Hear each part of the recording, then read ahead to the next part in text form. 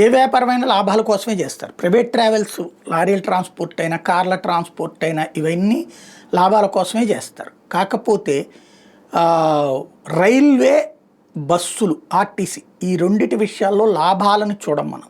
ఎందుకని అంటే అవి లాభాలు చూసుకుంటే కనుక అసలు అవి నడపనే లేవు మనం. కనెక్టివిటీ అంటే సాధారణ పల్లె ప్రాంతాల ప్రజలకి కూడా మిగతా ప్రాంతాలతో కనెక్ట్ అవ్వటం, అది డెవలప్మెంట్కి, గ్రోత్కి ముఖ్యం. ప్రభుత్వాలకు సంబంధించిన రవాణా వ్యవస్థ లేకపోతే దేశం ఎక్కడదక్కడే ఉండిపోయేది. ఎస్పెషల్లీ ఇప్పుడు అది సీరియస్ చేస్తున్నారు. ఇప్పుడు ఫర్ ఎగ్జాంపుల్ ఒక పల్లెటూరులో ఒక బస్ స్టాప్ కడతారు, అది ఒక 15 లక్షలు 25 లక్షలు స్థలంతో కూడా కలిపితే ఒక 50 లక్షలు ఖర్చు అవుతుంది. కానీ అక్కడ ఆగేటటువంటి బస్సుల వల్ల ఏడాదికి కూడా అంత ఆదాయం రాదు, 10 ఏళ్ళైనా అంత ఆదాయం రాదు.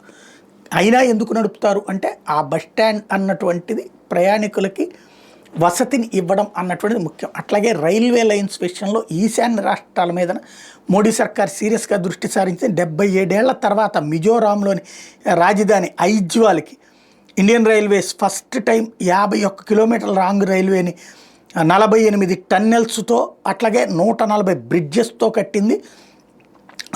దానికి సంబంధించి ఓవరాల్గా ఇంజనీరింగ్ అద్భుతం అన్నటువంటి పాయింట్ చెప్తున్నారు. ఇప్పుడు దాన్ని మిగతా ప్రాంతాలతో కనెక్ట్ కావడం ద్వారా ఇప్పటిదాకా ఈ మిజోరాంలు, అస్సాంలు, ఈశాన్య రాష్ట్రాలు ఇట్లాంటి వాళ్ళు అసలు తాము భారతీయులు అన్న సంగతే మర్చిపోయారు. ఎందుకంటే వాళ్ళది అక్కడికి మనం నానా తిప్పలు పడి వెళ్ళాలా, వాళ్ళు ఇటుకి రావడానికి ఇబ్బంది.